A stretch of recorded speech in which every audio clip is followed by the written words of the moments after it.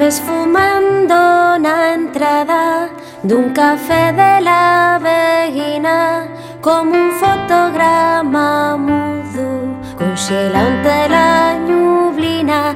Yo caminaba al Devalú, una calle que ya era mía, de pisarla tantos años, de escribirme ya la vida.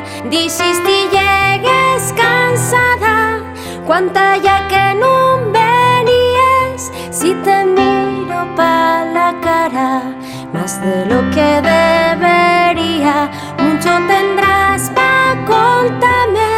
Dime Yor que tienes prisa, y volví en mitad de marzo al verano de Turón.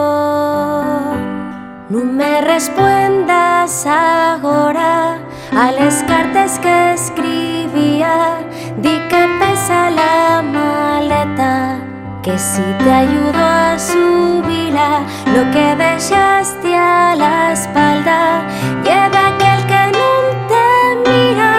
Yo prefiero ser el fumo antes que ser la povisa, con tete cubo ventanes, que cerré pa' no ser vista, que rompiera les postales, si venían con la firma.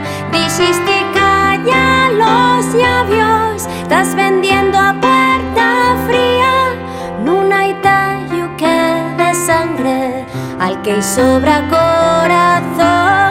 Vuelves a estar en tu casa, equille siempre la misma, que calor pa' estar en marzo, debe estar cambiando el clima.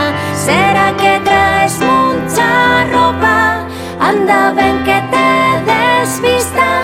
20 horas, 30 grados, 7 de marzo